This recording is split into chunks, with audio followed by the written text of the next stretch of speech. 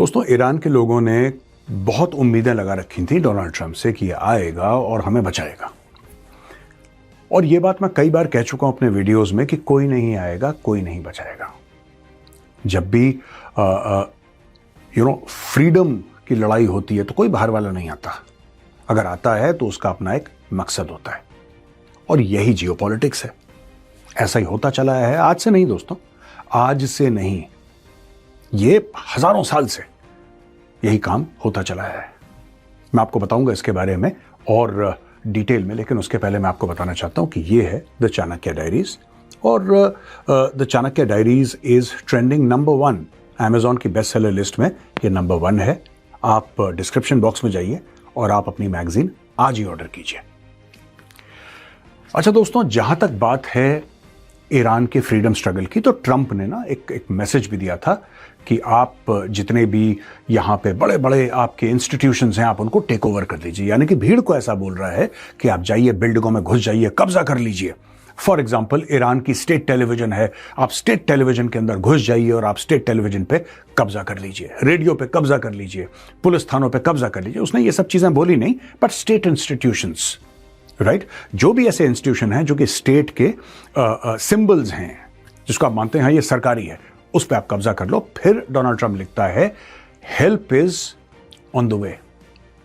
मैंने मदद भेज दी है। अब सुनिए मेरी बात, मैंने मदद भेज दी है, आपके लिए मदद पहुंच रही है। यानी कि आप लोग उम्मीद रखिए कि मदद आ रही है, क्योंकि मैंने मदद भेज दी है। अब जितना भी समय लगेगा यहां से वहां मदद आने में, बस उतना समय लगेगा। तब तक आप लोग पकड़ के रखिए, बिल्कुल हिम्मत मत हारिए, मैं आ रहा हूं।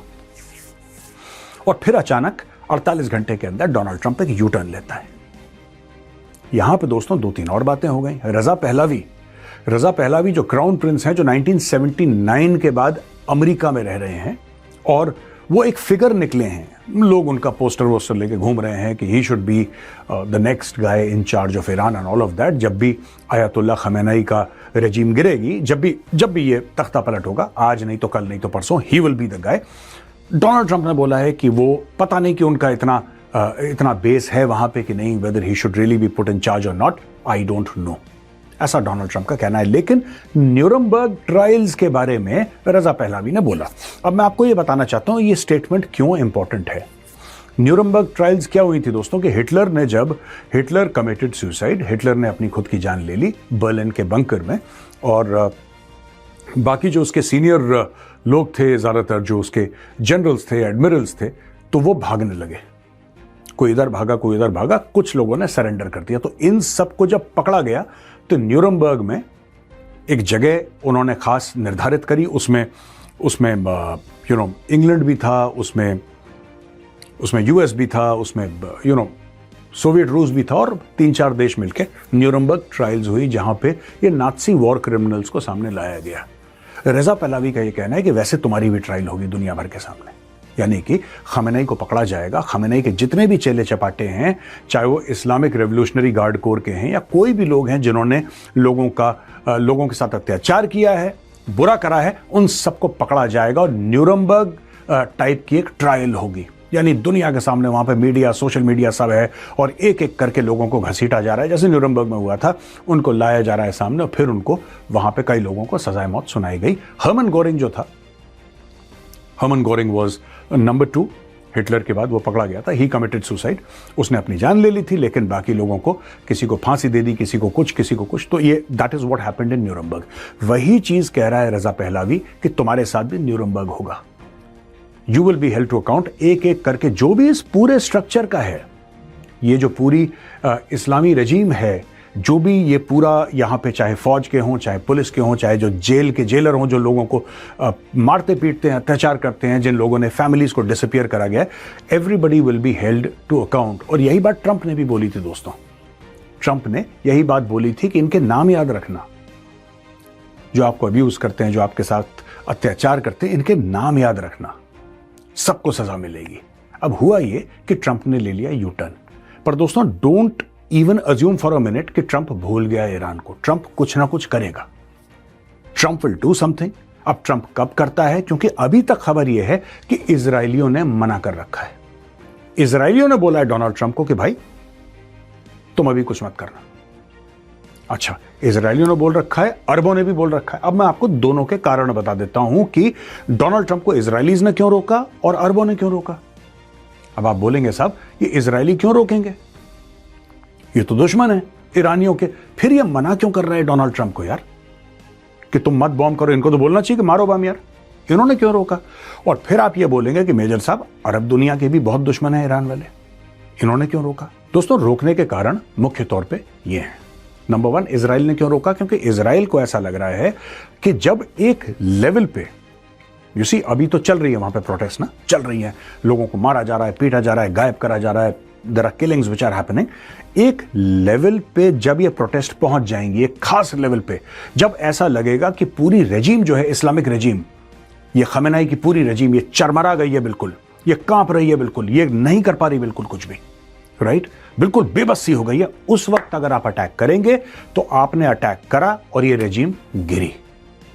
ये इजराइल का सोचना है, इजराइल की प्लानिंग है, क्योंकि इजराइल ने यह भी देख लिया है कि साहब अगर आप बीच में कुछ करते हैं, जैसे इजराइल ने राइजिंग लायन करा था और इन्होंने मिडनाइट हैमर जब बमबारी करी थी ना इनके न्यूक्लियर, इससे फर्क क्या पड़ा, इससे फर्क क्या पड़ा। हाँ, कुछ साल आपने इनका न्यूक्लियर प्रोग्राम पीछे कर दिया, लेकिन उसके अलावा क्या, जो लोग थे स्ट्रक्चर में वो लोग हैं स्ट्रक्चर में, जो लोग थे वो लोग तो अभी भी हैं, फिर जो उनके साइंटिस्ट्स हैं वो तो अभी भी हैं।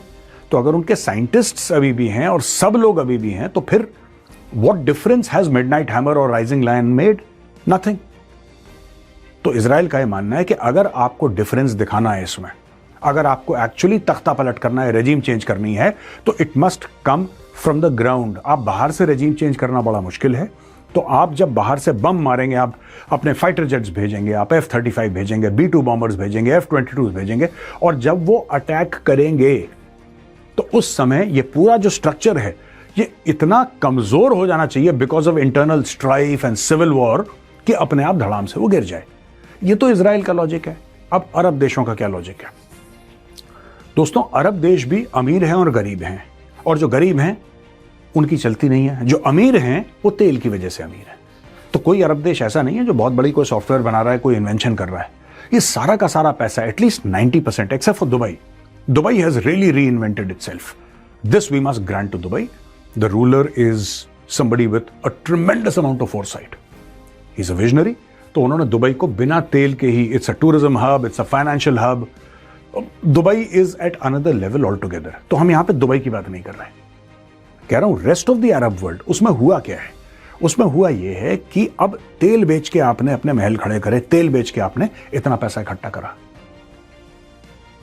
उनको एक बात पता है, जो वेनेजुएला के साथ हुआ वही काम ईरान के साथ होने वाला है। यानी कि अगर if at all Donald Trump bomb मारता है तेहरान पे और ये रेजिम कोलैप्स हो जाती है और रजा पहलावी को हेड बना दिया जाता है या किसी XYZ को हेड बना दिया जाता है, तो बनाएगा तो डोनाल्ड ट्रंप, ये बात तय है। और वो आदमी डोनाल्ड ट्रंप की कही करेगा। डोनाल्ड ट्रंप ने बोला तेल बेच, गैस बेच, उसने बोला जी मालिक, और बताओ कितनी बेचनी है। यह काम होने वाला है। अगर डिमांड एंड सप्लाई में गैप आ गया दोस्तों, आप ये सोचिए, अगर डिमांड एंड सप्लाई में गैप आ गया, अगर आपने मार्केट में पूरा ईरान का तेल उड़ेल दिया एक साथ, आपने लाखों बैरल मार्केट में डाल दी, prices will crash. Same with gas. अभी तक देखिए ना, बात यह है कि वेनेजुएला और ईरान दोनों ये जिस तरीके से तेल चाह रहे हैं मार्केट में, उस तरीके से बेच नहीं पा रहे। In most of the cases इनके अभी तक सिंगल बायर्स रहे हैं, वो चाइना सिंगल बायर रहे हैं। 90% ईरान का तेल चाइना खरीदता है।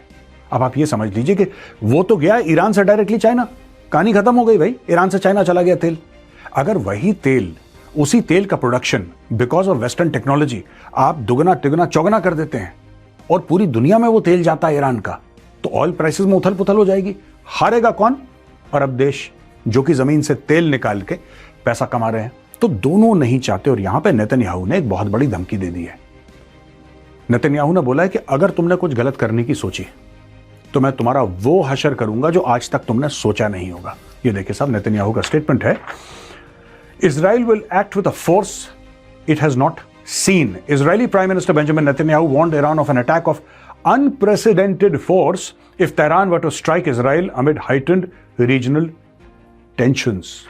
और ये अपनी पार्लियामेंट में उसने बोल दिया है कि हम इतनी बुरी तरीके से वार करेंगे ईरान के ऊपर कि ईरान ने ऐसा सोचा तक नहीं होगा। तो दोस्तों यहां पे पूरा मामला अटका हुआ है कि कभी भी वॉर छिड़ जाए, क्योंकि डोनाल्ड ट्रंप ईरान के बारे में पिछले 3-4 दिन से बात नहीं कर रहा है, वो ग्रीनलैंड में फंसा हुआ। आप ये मत सोचिएगा, the plans are ready, they are waiting for the right time to strike.